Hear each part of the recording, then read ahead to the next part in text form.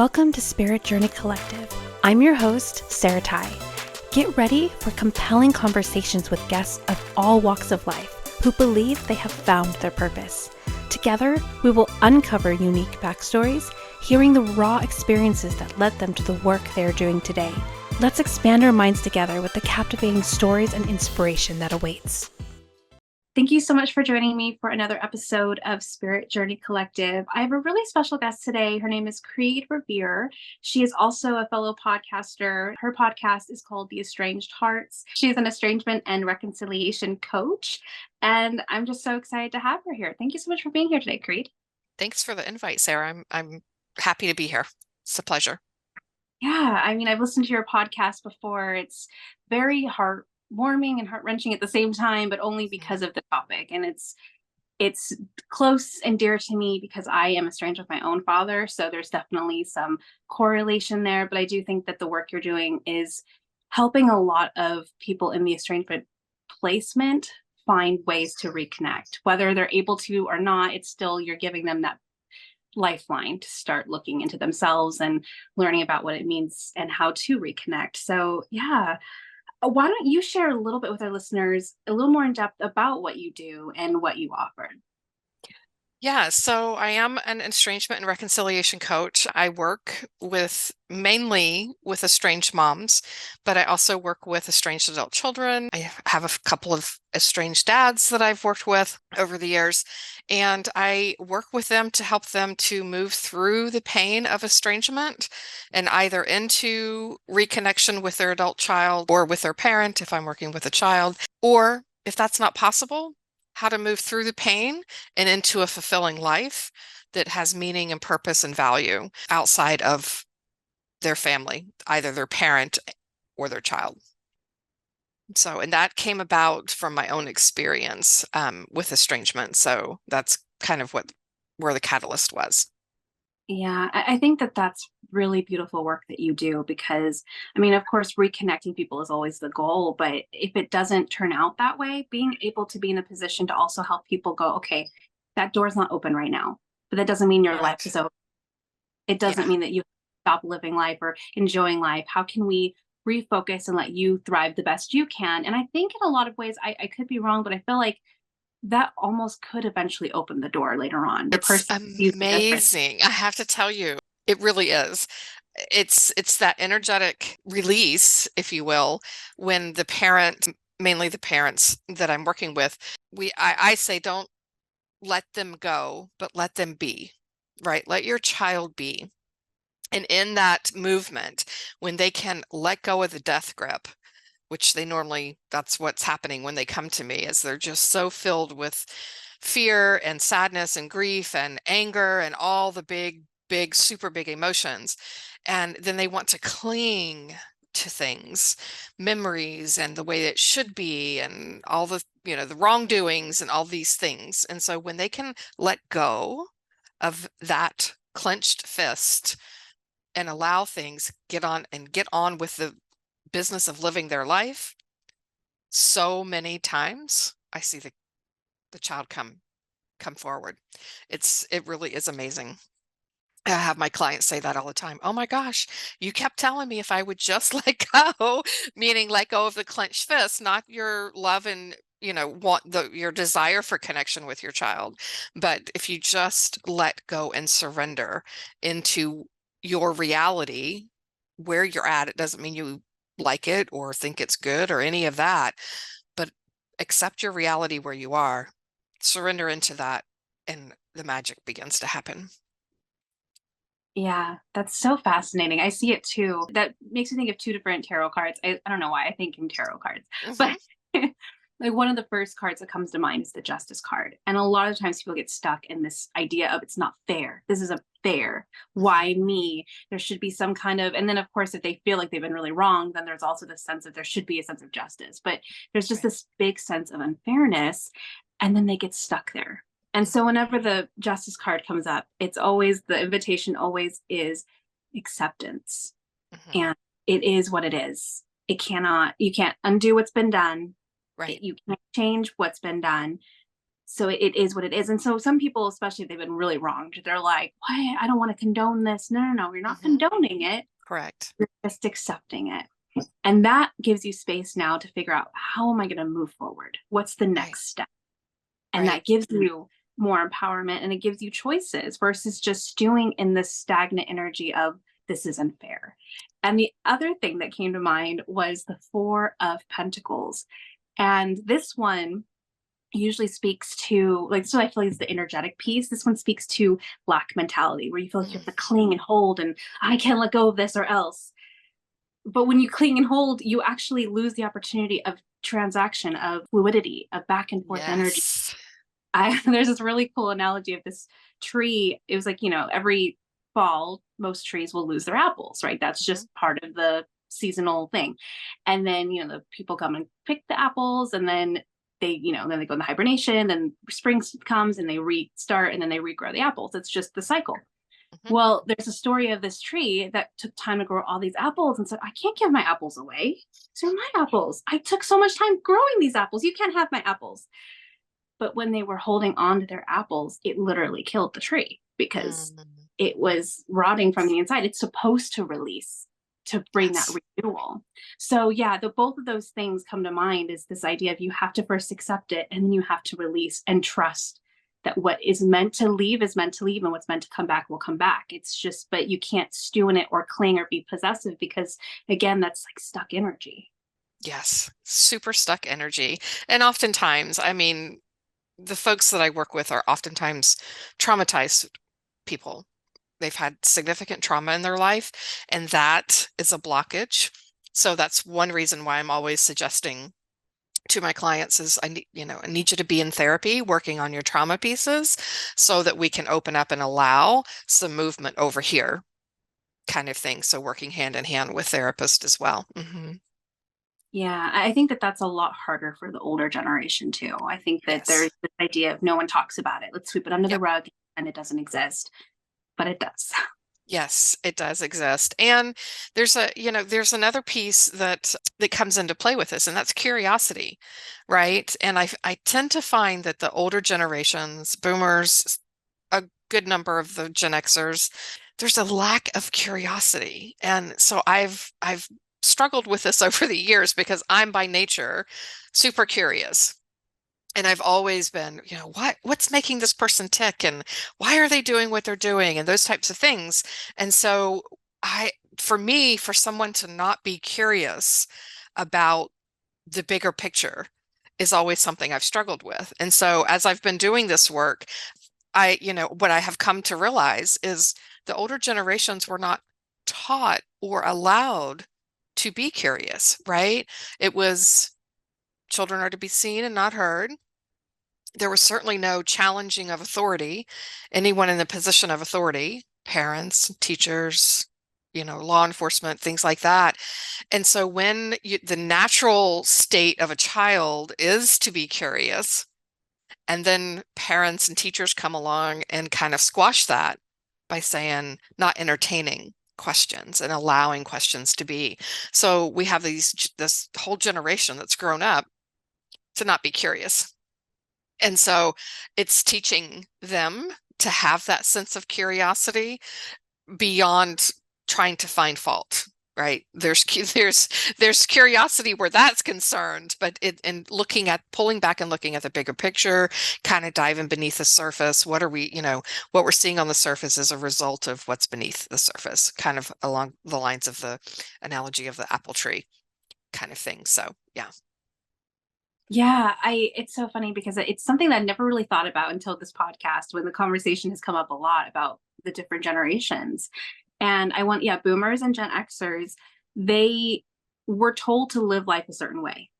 There was no other, they weren't allowed to look into other things. And then millennials came along, and we really just kind of shook things up a little bit, which I know a lot of them weren't happy with. But I think, because by the time it came down to us, a lot of the structures that were like naturally in place before were breaking down. Yes. And so we didn't have that typical platform that they did. And then you have the Gen Zers now, who are even more curious and more progressive than even millennials are. And I think it's just so fascinating to see To me, I think it's wonderful, but I know for a lot of the boomers and the Gen Xers, they're like, you're ruining everything. And it's like, Right. well, actually, no, we're trying to fix what was already broken. Right. Right. Exactly. And there's a lot of fear. There's a lot of fear of the unknown. I mean, we're talking, previous to the internet, right? I mean, life was very small for most of us, right? We had our community, immediate community, and we didn't have cell phones and we didn't have the internet and all of these things. And now the generations today have access to the world at their fingertips. And so information is prevalent, right? Like anything you want to know is available for consumption, right? Previous generations didn't have that. So there's a huge and massive divide when it comes to that. And the older generations don't understand. And when we don't understand something, we tend to fear it and get cautious around it and those types of things and human beings have a tendency to kind of believe the worst case scenario versus what's possible and other possibilities and what is good and that type of thing. So yeah, it's fascinating work that I do. It's heartbreaking work. It's heart-wrenching to see people in so much pain. But when those times do come, when the reconnection is made, it's phenomenal. It is absolutely and utterly phenomenal. I can imagine that those moments are just extremely rewarding and reminding you why you do what you do. Yes. Yes. So when it comes to this work, how did you find it? How did you connect with it? Yeah, well, both of my children, I have two daughters, my only children, both estranged from me.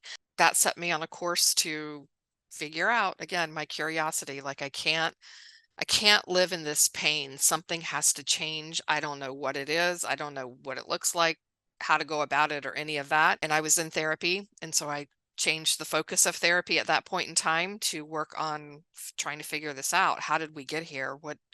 How did we land in this position? And then how to get out of it. And so I was estranged from one daughter for a year and the other daughter for 2 years. And we've now been reconciled 6 and 7 years. And it was through that healing journey of mine that I came to do this work. So I started a support group in Seattle and that kind of, started just for my own. I needed support, right? And I was also a grandparent at the time, so it was focused mainly on grandparents who were not in contact with their children. But that just kind of grew and developed, and I had people coming to me asking me, how did you do this? Because it's not, I've tried and it's not working. And then I started the podcast, and the podcast was kind of the catalyst for all of my coaching work and that type of thing. And it's really grown by leaps and bounds over the last 3 years. There's a saying that says that we teach what we most need to learn. Yep. And I see it over and over again. I mean, not just in people I interview like yourself, but even in myself. Like, for instance, when I give readings, I cannot tell you how often in a reading I'm hearing this tap on the shoulder saying, are you paying attention? Uh-huh. Yes. There's Yes. something in there for you too. Hmm. So I love that because now you're taking something that you were lost on and you could have just dealt with it yourself and grew on your own, but instead you branched out. And now that you're on the other side of it, you're able to go and help people who didn't have what you had and Right. basically give back what you didn't have. And so I think that that's beautiful. And then it sounds like when you started doing the podcast and putting yourself more out there, that's when you realize there's a demand. Yes. I was quite shocked when I started the podcast at how well received it was. Of course, there were some folks who didn't and still don't appreciate my perspective and take on the work that I do, but by and large, people were just so starving for realization that I'm not the only one. I mean, that's where I was. I was like, surely I must be the most terrible parent on the face of this planet that my children don't want anything to do with me. And I had never encountered that before. I didn't have any friends that were estranged. And I didn't know what the word estranged was when we first had no contact. I mean, I had no idea. So it was, thank you, Mr. Google, right? Like just getting on Google and trying to figure out, what does it mean when your kid won't talk to you? I mean, it was that, that's where I was. And I thought I was the only one. And so when I started the podcast, that was what I said. If I can help just one person to not feel that loneliness that I felt, and it was awful. It was shame inducing, especially for moms. Moms are like the epitome of love and care and all of this from our culture and society. And to have your children walk away from you and tell you that you're a horrible parent, well, what kind of a person am I if my kids won't talk to me? So it was super shame inducing. And with that, you're certainly not going to go around town talking to people about it to try to find out you're not the only one, right? So seclusion came into play with all of that, and I wanted to help people to not feel that. It was awful. It was awful. I can't imagine. I'm a mom, but my daughter is still very young. So, but every now and again she'll say things like, "You're a horrible mom," or "I hate you," and I'm just like, Yes. I know it's the age. I know it's the age, but yes. hear that. And then when they're grown up, though, when they're adult children, and now they can make decisions for themselves, and they're saying it, I can't imagine how heart-wrenching and difficult that was to go through. But also, I think it's amazing that you were progressive and proactive about it, because the estrangement could have been much longer. And instead, you took action and you actually changed something in your life. And I think that that's what makes you stand out from some of the other moms and dads who need that kind of support, is they didn't necessarily have that natural inclination that you did. And now you're able to help them find that and remember that, hey, there's more that you can do. You're not powerless in this. Right. Right. Exactly. And that's another core message that I have is let's not get stuck in the, I don't have any choice. I don't have any power. There's nothing I can do. There absolutely is. There's so much that you can do to help yourself and the relationship overall. I mean, there really is. Yeah. Yeah. So do you feel like you found your purpose in the work that you're doing now? Absolutely. Without a doubt. I tell the story. I remember having that conversation with the universe that was like, okay, what am I here for? Right? What am I supposed to be doing with my life? Because none of this seems to be panning out in any sort of meaningful way. Like I was just trudging through life. And I remember a few days later hearing help others. Mm. And I thought, well, okay, what could you give me some hints here, right? Then the estrangement happened. I had another conversation with, why me? Why is this happening? I don't understand. And I heard help others again. And I was like, anything but this. Like, really, come on. I mean, like I was in the throes of my estrangement experience. And I just thought, there's no way I cannot do this. I cannot do this. And here we are. It was one of kind of those moments in life when, the universe is trying to guide and direct me, and I was fighting against it the whole way. And then surrendering into it and being able to see the doors open and the support that I could give others. That's beautiful.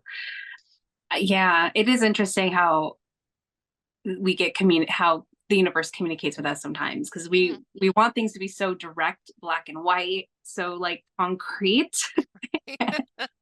Yes. And then oftentimes it comes in, like I said, like it's like a tap on the shoulder, and then it just kind of pulls away, and it's like, okay, it's a tap on the shoulder, but you don't, unless you're listening for it or you know what to do with it. And I think there's a reason why it comes in so vaguely, because part of the journey is figuring out what it means. Exactly. Yes. Yeah. Yeah. Totally agree. 1,000%. Right. Um, Yeah. The journey is the peace, right? It's the journey that mhm. is what this is all about. Yeah. Yeah, I know my listeners have probably heard me say this story too many times, but it's just one of those things that's part of my story is when I found my spirituality and was, I just got a workshop for inner child work. So I was like, okay. And it was like a self hypnosis thing. So I was like, I want to try this. This isn't too woo woo. This is scientific and I can use some healing. You know what I mean? And then out of the blue, I heard, don't keep alcohol in the house. If you want to do this work, don't keep alcohol in the house. I mean, there was no necessarily correlation to why, or, Right. and it was on my radar to stop drinking because I didn't have a drinking problem.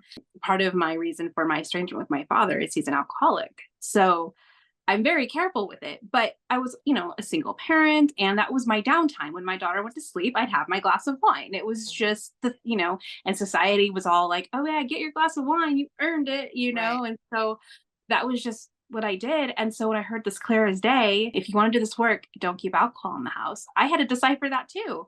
And I had to obey, which was also the Mhm. the other part. I tried to find loopholes and figure out. Right. I Yeah. really did.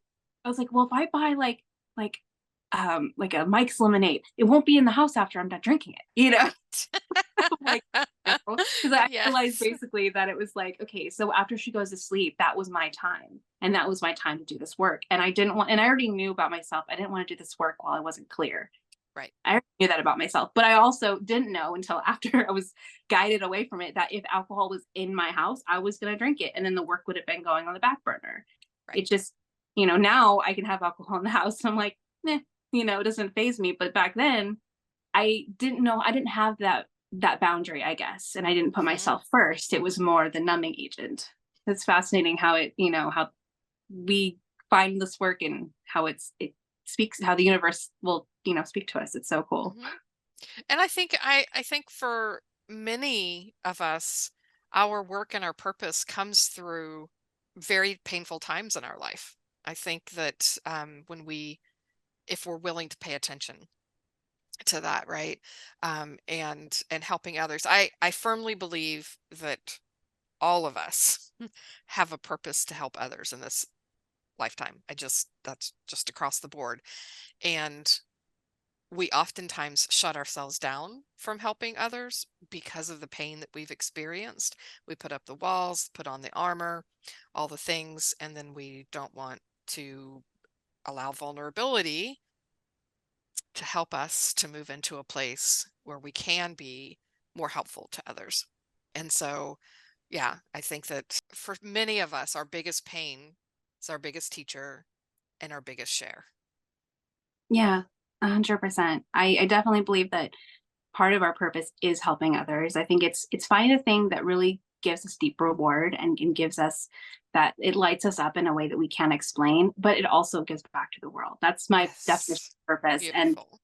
yeah, so I think that that's 100% true. And I also agree that there's this idea of, you know, when you're going through pain, I think most people just go through it or they don't or they bury it. Really. I think it's that I think that's the difference. I think those that are get curious enough to actually heal and see it through, they're the ones that can see the benefits of helping others with their story. And I think it's those that are burying it and not wanting to deal with it, they could absolutely do the same thing, but they're Yeah. choosing to pretend it doesn't exist. And I think that's probably the biggest difference.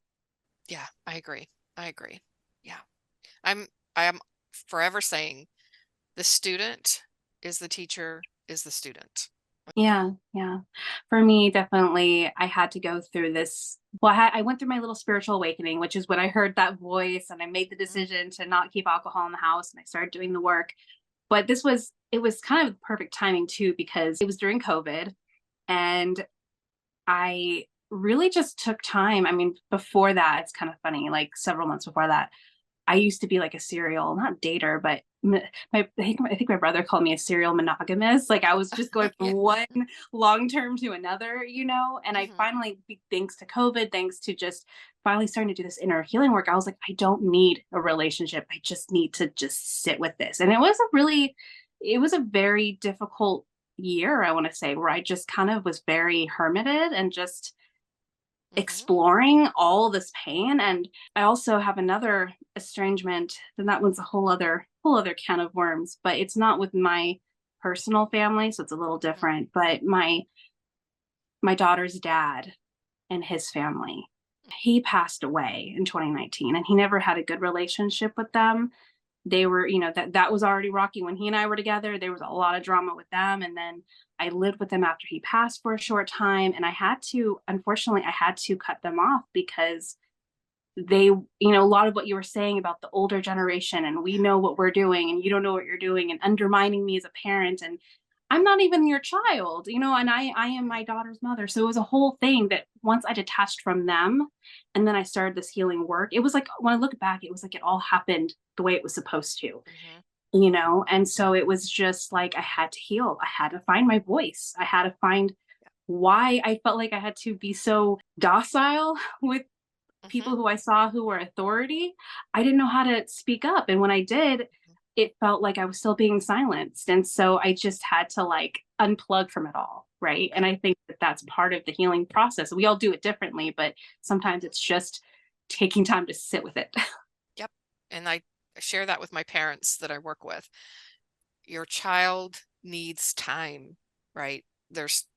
You need time. We all need time. The interesting piece to this is for parents generally, because it's an older generation most often, is they're of retirement age, and so they're kind of alone more so, right, than their child is. And so I help them, trying to help them to understand you're able to work on things faster than your child is, because your child is like probably married, has children of their own, they're going to work 40 hours a week, they have they have all the life things. And it's important to be able to pull back and allow space without feeling pressured to give an answer, to do a thing, to reconnect, right? The parents are wanting to reconnect. Just come on, let's just let's just fix this and get back to normal and those types of things. And the kid's like, oh my gosh, I don't even have room to think. I have to get away from this so that I can have some space to figure out who I am and where am I within the context of this relationship. So.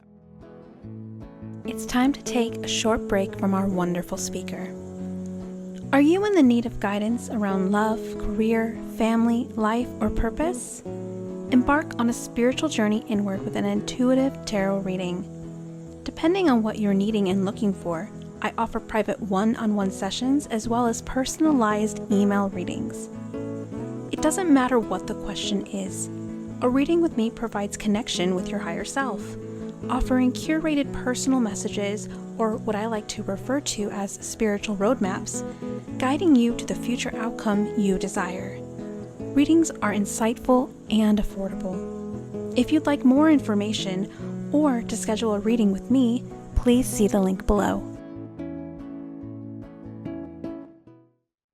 Yeah, it's so funny because I can relate more to that with my in-laws than with my own situation with my parents. Because with my dad, he's a full-blown alcoholic. He's very disturbed. So there's a number of mental health illnesses that it's not your typical we had a fight or disagreement and just went separate ways. It's very much he's toxic and I really just can't let him in. But it's a completely different dynamic than with my in-laws, where it's like I'm not their child. I didn't grow up with them. I really only know the turbulent relationship that was between me and my then husband, but they were doing the same thing after I set a boundary. I said, I need to space away. This is why. These are the things, the behaviors that was happening that wasn't okay.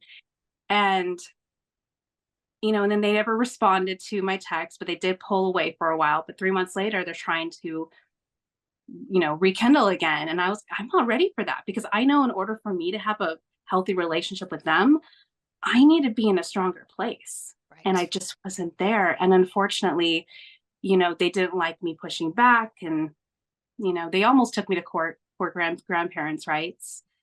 But by then, unfortunately for them, they weren't doing enough to really stand a chance. So they just chose to block us. But just another example of like the difference between, some parents who think that, oh, well, I'm right, you're wrong, you should do what I say, versus those that are curious. When Right. they did threaten me with court, I mean, that terrified me straight up. I you know, was, as a parent, I'm like, especially knowing how they felt about me, I was really concerned about brainwashing and all this stuff. Like, I just Mhm. had my own issues with it. But I just said, okay, if that's what you need to do, then let's do it. I'm not going to be intimidated by this. But then I did follow that up with, but if you want to, maybe instead of going through court, maybe we can do family counseling. And I even offered to pay for it. And they never responded. Mm. And that's where it's been left. And that's been a few years now. And it was just like, I don't know how you don't. I mean, that was the biggest fig leaf I could give them. It was like, Yep. I mean, I will pay for family counseling because obviously we need to do this on a way where you can see me as a grown woman and Mhm. a parent and respect that. And then we can rebuild this relationship. But there's just nothing from it. So, it's heartbreaking in a lot of ways for my daughter because her Mhm. dad passed and now she has very limited access to anyone on his side of the family. And so, I mean, I hope that one day that they'll reach out in a more healthier place and really Yep. truly want to rebuild and reconnect. But I don't see it. And it's just so heartbreaking. And I hear that from so many of the kids, right? And I was once an estranged adult child myself. So I understand that cycle of wanting to believe, being back in contact, separating, coming back together, separating again because nothing gets resolved. There's no resolution. It's go back to the way things were. And I am forever telling my clients, no, we don't want you to go back to the way things were because the way things were not healthy because it landed everybody in estrangement. And so we need to create new things, new experiences, new behaviors, new way of doing things. And all of that is to reestablish trust with the adult child. And that takes time. That's not going to be a 6 week, 3 month 6 month thing. It's showing up consistently time after time after time with changed behavior. And that's what your child is asking for, right? And those who are curious enough to say, I work with some clients and some of the most amazing transformations have happened with the clients that come in and say, I'm so angry at my child. I'm so heartbroken. I'm mad. I'm pissed off with the world. I'm hurt. I cry myself to sleep every day. And I got to figure this out. I got to figure this out. I don't know where to start. Where do I start? And I'm like, right there, right there. You've had the curiosity to say, I can't keep doing this the way that we're doing this because it's not working. I don't know what to do. And that's totally normal, completely and totally normal. I don't know what to do. I need somebody to help me get started, to take the first step or two so that I can figure out how to do this differently. What's that saying? The very definition of insanity is doing the same thing over and over and over again, expecting different results. We have to step out of our comfort zone. We oftentimes have to ask for help or support. And then we have to have enough courage to be able to take those first few steps. Once you take those first few steps, the next ones come easier and easier and easier. Yeah. I think that's true in everything, but that's part of growth. I think honestly, Yeah. that is the very first steps of growth because when you choose not to change anything, you're staying stagnant, you're at a plateau, and it might feel safe or Hmm. comfortable or familiar, and so that part might make it like, well, if I stay, I know what to expect. And the mind really likes that. Hmm. The mind Hmm. likes to stay where it's comfortable. Hmm. But we're here in this life to grow and evolve. Yes. And when you grow and evolve, you get to different planes. It's hard to explain if you're stuck in a stagnant energy and you've never really stepped outside your comfort zone. Unless you do it, you don't understand what we're talking about. Yep. But if you do it, if you choose to do it, you will see and understand why so many people are, just oversharing about the importance of growth and evolution. Mm-hmm. They would finally understand. So yeah, it's that first step, and really being open, I think, is the other piece, because I know there are many people too who want to take a first step, but I think they still want to do it with that control. They want to take the Yes. steps, but they don't really want to change anything. They just want someone to fix it. Yep, exactly. Yes. No, this is a do-it-yourself job. You can have a guide and you can have a mentor and you can have someone to accompany you on the path. But it's like my therapist used to say, I'm not driving the car. You're driving the car. I'm the guardrails. I'm just keeping you from going off the edge, right? But you have to navigate this. This is your journey. I'm just going to provide the guardrails so you don't go off the deep end over here, right? But Yeah. and that's really, I think that's the bulk of what I do, and guiding and helping people to peel back the layers, get curious, and be able to say, I wonder what's underneath that surface behavior that I'm seeing, right? What's under that? Is there anything under that? I don't know. Always talking on my podcast about curiosity. You have to have curiosity. Without curiosity, we can't have awareness. And then we can't do anything different. We have to have awareness before we actually step in and change and things like that. So, but it all begins with curiosity. Without that sense of curiosity, I mean, think about a cook in the kitchen, right? Oh, I'm so tired of the same chicken dinner that I make every week. Well, I want something new and different. Where am I going to go to get it? It's curiosity that steps us into a different place. I really love that. And it's true. Even when it comes to, for instance, the adult child or other people in difficult relationships, it invites you into compassion if you're able to even get curious from the other side. Correct. Because when you're in judgment, that's when you're like, oh, well, they should just do things differently. But when you're compassionate, you're able to kind of look at it.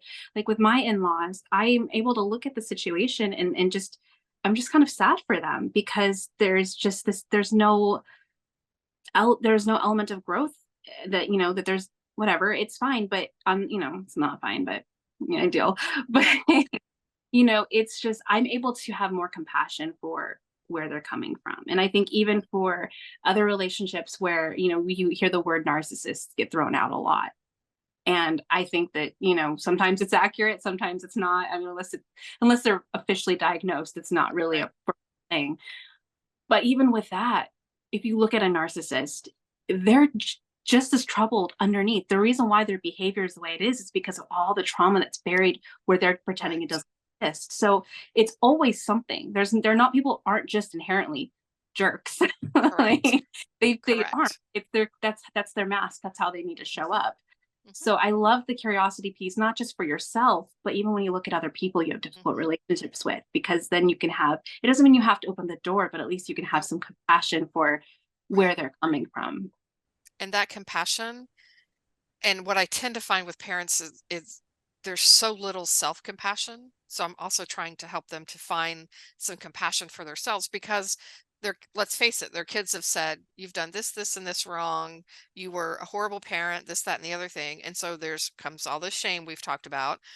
And so I'm helping them to find some compassion. And yes, you may have done some things that were hurtful or harmful for your children. And you also did some good things. Let's have some self-compassion for things that you didn't know at the time were harmful and hurtful, right? You were following how you were parented, right? By and large, that's kind of how we operate in the world. And so you didn't know what you didn't know. Now you know. Let's have some self-compassion for where we are today and where we're headed. And then when we can have that naturally tends to kind of run over for the other person. When we can find that for ourselves, and that's what I tend to find, those who are really judgmental and hard on their children have zero self-compassion. zero for self. And so it's next to impossible for them to find it or have it for someone else within an intimate relationship, because I get that too. I get, well, they can, they have compassion. The kids say, well, they have compassion for their friends. They're, and this person and that person. And I'm like, but those aren't intimate relationships. We're talking about family, and that comes with a lot of history and a lot of baggage and all the things. And Yeah, it starts here. You have to have yep. compassion for it to branch out, for sure. Like that, you know, that makes me think. So speaking in tarot again, there's a card in the tarot called the Judgment card. Fitting, right? And it's usually the way that I read it. It's speaking to your own self-judgment and the way that you are, we're always our own worst critic. And so the invitation around the Judgment card is self-compassion, self-forgiveness. And exactly what you said, you only know what you know. And so when you were doing the best you could with the tools that you had at the time. And yeah, in hindsight, maybe it wasn't the best route, but you didn't know any better. And so be gentle with yourself, be kind to yourself, and know that you were doing the best you could. And now that you know better, now you do better. Oh, that reminds me of Brene Brown, I think. She has this analogy between the difference of shame versus guilt. So guilt is when you acknowledge, yeah, you did something you shouldn't have done. Like, oh, yep, I shouldn't have done that. You acknowledge it, you sit with it, you move on. Shame is when you grab the shame hammer and you're just beating yourself to death with it, and you're not letting yourself off the hook. That's the difference. And so it's being able to understand, because, even moving forward, even though you know better, doesn't mean you're going to be perfect, but you're going to be more aware. Because I will say, as a parent, as a millennial parent, that has been a fascinating journey for me, because, oh my gosh, parenting brings up so much inner child trauma that if I was unaware of it, if I could put myself into a Gen Xer shoes or a Boomer shoes, where you're not aware of that very trauma, right? I could totally see why they would do what they did, because they're stuffing down their own pain, and now they're kind of projecting it on their child, and now it's amplifying the situation. I can say that because I find myself doing that, and the difference is I'm aware of it. I can see it. And I don't like it. So it's really pushed me as a parent to be more mindful of how I respond. And if I do overreact or I do something I shouldn't, I'm real quick. It might take a moment. I may need to calm down, but I always go back to my daughter and say, okay, what you did wasn't okay. Whatever. Mommy shouldn't have yelled like that. Mommy shouldn't have done this. This was not okay. No one should speak to you that way. And I'm sorry. So, that repair piece is so important, that I think that the Boomers and Gen Xers they just didn't know. It was never modeled to them. Correct. It was the repair was never modeled. Conflict resolution was never modeled. It was, I talked to Boomer. I tell the story. I had a client, asked her, when you were growing up and things went awry in the house, how was that handled? And she said, oh, it was shoved under the rug. We didn't talk about anything. Nobody, it was just, we just don't talk about it. And I said, okay, so when you were parenting your child, how did you and your husband handle conflict in the house? And she said, oh, we didn't, oh, it was the aha moment. She realized in that moment, she didn't learn conflict resolution from her parents. She and her husband did not teach conflict resolution to her child.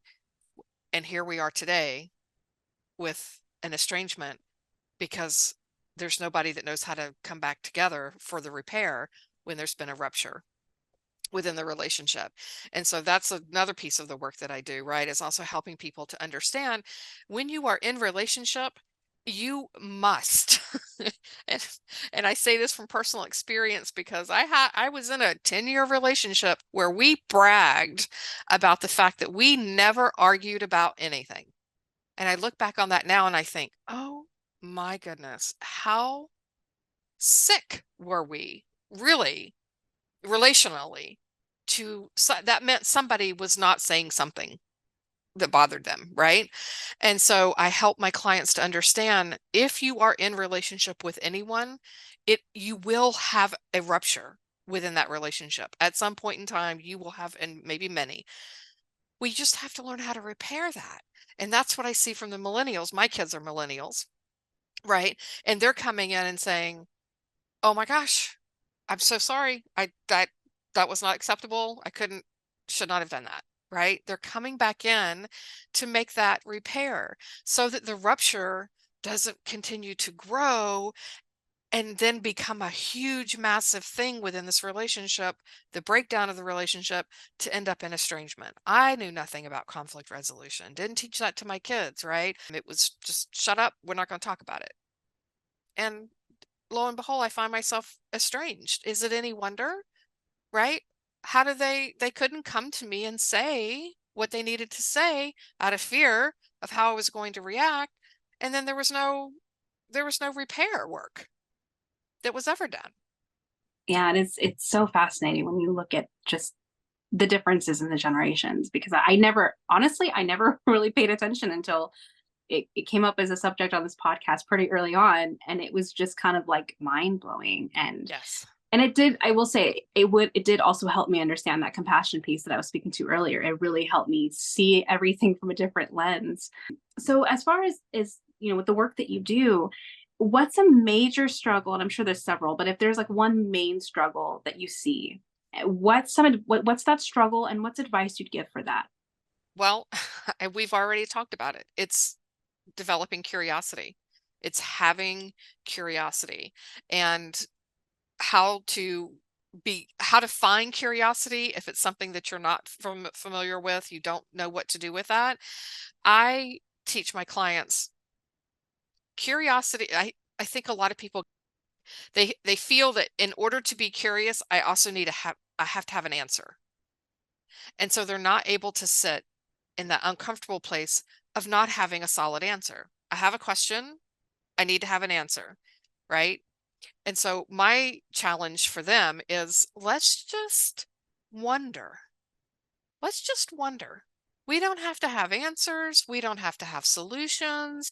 We don't have to come up with anything. Let's just wonder.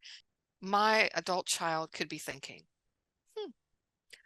I wonder what it was like for my adult child to be parented by me. I wonder. And that's it. That's all I want them to do, right? We don't have to have answers. And in some cases, I tell them we can't have answers because we haven't heard from your child. We don't know. If there's been, until we talk to them, we may not have answers. But we can entertain possibilities. We can have wonder. We can have be in this space of fluidity of maybe it's this or maybe it's that or what. And then we can become creative. And when I say creative, not in creating problems or solutions that may not be there, but in creating compassion and curiosity at deeper levels and sitting with the uncomfortableness of, oh my gosh, I don't have an answer for this. I need to have an answer for this. No, I don't. Yes, you do. No, I don't. And we kind of do this dance back and forth, right? And that seems to really have amazing, I won't say results, but you can see the wheels begin to turn for people when they don't feel the pressure to have an answer or a resolution or some way to fix this right in that moment, right? If they're just allowed to explore.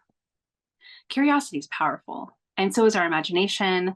And being able to think outside the box. That makes sense that, boomers and the Gen Xers, they weren't really taught that. They weren't taught to be thinkers. They weren't taught to be, it had to be black and white, and they had to know all the answers. Yep. And it just thinking about the generational piece with my readings, a lot of the times when I give readings to Gen Xers or boomers, they don't hear me. They don't hear me. They're not able to understand, because what comes up with my readings is this curiosity, is this more just healing. There's things to do, and they're retired. They're in the place where they're like, what are you talking about? They just don't hear. But I have worked with people, same age range, who have sought me out and have actually very clearly said, I know I only have maybe 2 decades left in me, which is just, when I hear that, I'm like, oh my gosh, wow, right. that's humbling for me. but they'll say, I have like 2 decades left in me and I want to make a difference and I want to know what I'm supposed to be doing. And again, not that, because my readings are never concrete. You've had a reading from me Right. before. It's more about that confirmation and that guidance. Mm-hmm. And they're open to saying, hey, look, I realize I only have X amount of time left and I want to make it matter. Mm-hmm. And so I think that that's another piece of that curiosity is you're changing it from a black and white perspective to it could be anything that you want it to be perspective. Yes, yes. I prefer to live in the gray. And that's what I tell people all the time, because within the gray lies possibility. When we are, it's this or that, there's what's left, right? There's not a lot left. And our kids, I think so many of the millennials and especially Gen Z live in the gray. Like there's possibility everywhere, right? But the boomers and Gen Xers were not allowed to be curious. That, I mean, kids are naturally curious, but then it's taught out of them, shamed out of them. They can't, how, and what do you mean you don't know what college you want to go to? And what do you mean you don't, you're not going to follow in your father's footsteps? Oh, come on, that's just a bunch of rubbish over there. And then, so when this curiosity keeps coming up as we're growing up as children, adolescents, young adults, and are the people that love us and are supposed to guide us are telling us, no, no, no, no, that's not right. Well, then we shut down. And when we shut down, there's no room for possibility. And so this is also what I could kind of circle back around to with the parents is when our children believe that there's no possibility, when they estrange and they go no contact, what does that leave them with? A lot of them will say, it's not possible. My parents will never change. And so we have to open up. We have to have that gray so we have room for curiosity and possibility. Yeah, I love that. So from here, I would love to shift to what I like to call synchronicity story time. It's one of my favorite segments. I think it's just magical to hear different stories and ways people feel like the universe speaks to them and guides them. Do you have any fun stories around synchronicity that you could share? Oh, I have, well, I don't know necessarily if they're fun. I guess because everything I do in life, in my life there's a learning lesson with it. I have a couple of instances where, and you and I were talking before we started recording for the episode, there's been several times in my life where I have resisted the universe. I have said, no, thank you, in not so many terms. I have pushed back. I have clung to all of those things. And the whole time the universe is like knocking on the door. Like, I need you to take this step. And I'm like, nope, not going there. Right. One of those most recently, just very recently, I was living in Washington State. And for almost a year, for about 8 to 9 months, I just had this feeling, i.e., the universe was talking to me, saying you need to get to Florida to be with your parents. My parents are aging. My parents are near 80, having some health issues. You need to get to Florida. And I was like, oh, I don't want to go to Florida. I don't like Florida. I left Florida 14 years ago, swore I'd never go back. My kids are up here. My grandkids are here in Washington. I don't want to leave them. I mean, just every excuse under the sun I was giving and fighting the whole time. Like I said, for 8 or 9 months, I resisted like nobody's business. And I remember the day that I was sitting in my house and I just thought, this is ridiculous. I am exhausted from fighting. I am absolutely, utterly exhausted. Okay, I'm headed to Florida. From that moment forward, things fell into place like nobody's business. I mean, from how am I going to make the trip? How am I going to finance the trip? What am I going to do when I get to Florida? I don't want to live with my parents. A place of my own came up. Just everything fell into place. I was like, oh, wow. When you trust the universe and you let go and surrender into this bigger picture, right? So in the midst of this move, in addition to all of everything falling into place, I also have gold. I told a client this the other day. I said, I have sheer gold to share about estrangement work from this experience. And because I'm involved heavily with my family, right? With my parents. I'm in my mid-50s. I still have things that are coming up from my childhood, and things like this. So I firmly believe that in addition to being here for my parents, I also believe that the universe was also like, okay, you need to work on some more things for healing yourself, right? And this will also be helping others you will help others along the way because of what you will learn. And so, yeah, it's all fallen into place. Like I've got my dream sofa the other day was delivered. I was like, oh my, like I mean, it's just amazing. Same thing when I went out to Washington 14 years ago. Didn't want to go. Was the ending of a 10-year relationship, lost the relationship, lost the job, lost the house, I mean, it was lost, lost, lost, lost, lost. And I was just in panic mode and not knowing what to do. And a friend of mine said, you were talking about coming out here when your daughter graduated from high school. Why don't you guys just come out now?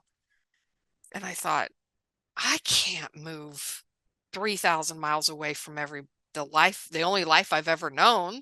And when I finally surrendered into that, up until that surrender, everything that could go wrong went wrong. I mean, it was just like the universe was literally shoving me out of the nest. And when I surrendered, everything fell into place. Again, the trip out there, a place to stay. I got a call for a job interview on my trip out there, had the interview 2 days after I arrived, had the job within 2 weeks. I mean, it was just synchronous. Everything just fell into place. And that is the magic of surrender. Not surrender to abuse, not surrender to giving up your power, but surrendering to something bigger than yourself. 100%. I love that story. Well, stories, because there was like 2 in 1 with that one. Yeah, I love that. And it's the surrender piece. I think it's so hard because we like control. Yeah. We like to be in the driver's seat. We like to know where we're going. I love to use the analogy. There's this card, the 6 of Swords, and the whole point of it is surrender. And it's like, let go of the wheel. Like if you're in a boat, let's say you're in a boat, you got your oars and there's an island. The island is where you want to end up and you're in the ocean and you see the island. Your initial, as humans, our initial like, oh, what we need to do is grab these oars and row ourselves to the island. The whole analogy around the card is no, drop the oars, rest a little bit. We'll get you to the island. And by doing that, doors open, you have opportunities, you meet certain people, things line up. If you were to just force your way to the island, yeah, sure, you could do that, but it would be like everything going wrong. It'd be swimming upstream. It would be all the things. And so that surrender piece is hard. I mean, I'm speaking for myself too, but it's true when you're able to finally trust and see where things go and start doing it and listening. It's crazy how things fall into place. That was for me, that was tarot. I wanted to find my purpose and I kept hearing tarot and I kept saying no.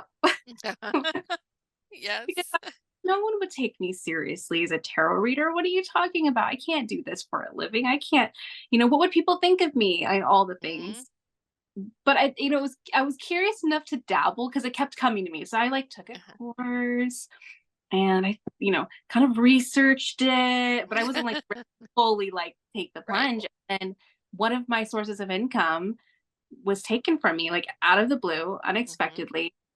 I mean, thankfully I'm resourceful, so I had other ways of making money, but my main source was just gone in an instant. And that was the day that I decided. And I even heard it because I was in between, because I was also learning this idea that things happen for a reason, which was really hard to accept in that moment. It was in between sobbing. I was like, how is this for me? Right. Right. I just, in the calm, I heard, go work on your business. And I knew exactly what that meant. It was the business I'd been saying no to and playing with for the last few months. And I finally did that. And it's just crazy how, things started opening up. And that was more of a slow process, but I think it was I needed to ease into it. Yes. But the actual work itself was what kept me there. Because once I started reading for people and seeing the impact and the feeling that I had as, being in this place. It was like, oh, I get it now. This feels good. This feels like me. This feels like there's something I can do with it. Right. And it's evolved since then. But yeah, it's I can totally relate to that. No, no, no. Yeah. And then like, fine. And then seeing how things just work out, you're like, okay, I get it. Oh, it's so true. It's so true. And you're exhausted. Like I said, it's exhausting to fight against the universe. It really is. It's mentally exhausting, physically, like it drains every ounce of energy out of you to have to continue this fight. And when you surrender into it, then you find yourself having more energy and more ability to do new and different things and things like that. So yeah, I love it. I love it.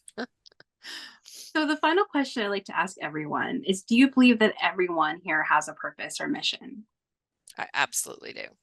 Like I said, to help others and to grow, as you said, to grow and to evolve. I think that's our purpose. And it shows up in different ways for different people, right? But yeah, absolutely. Well, this has been such a heartwarming conversation. I mean, I know it was a difficult, heavy topic, but I think that it's one that needs to be talked about, especially for those that, are in this. I mean, like you said, there's a significant amount of people in this position. So likely many listeners are either the parent or the child who are estranged. And so I think that it's such a great conversation. I'm just so honored that you accepted my invitation to join me today to have this conversation. If listeners want to work with you, if there's parents or adult children who are in this situation and they need that coaching, how can they find you? Yeah, they can go to my website, which is theestrangedheart.com, or they can email me at theestrangedheart@gmail.com. And I'm also on social media. I'm on Facebook, Instagram, not on TikTok, but the other two I am. Perfect. I'll go ahead and put that in the show notes. And then you also have your podcast that they can always tune into as well. The Estranged Hearts podcast. Is that what it is? It's The Estranged Heart. Yeah. So if you're wanting to learn more and just, kind of hear more of what she has to share before you can reach out, you have that option too. In her podcast there's a lot of good wisdom in there. And I think even camaraderie, because even as an adult child, I've heard some stories from adult children that, were helpful too. So on a lot of notes, there's just so much advice and wisdom and everything else. So yeah, thank you so much again for joining me today. Yeah, thank you, Sarah. I really do appreciate the invitation, and it's been fun. Really, thank you. I appreciate it. Thank you for joining me on another inspiring episode. Remember, your purpose is a unique and unfolding path. I hope these conversations have ignited a spark within you. Until next time, keep exploring, growing, and embracing the beautiful adventure of connecting with your purpose. Stay tuned for more meaningful conversations. If you enjoyed the episode today, don't forget to like, share, and subscribe. And thank you for joining me on this journey.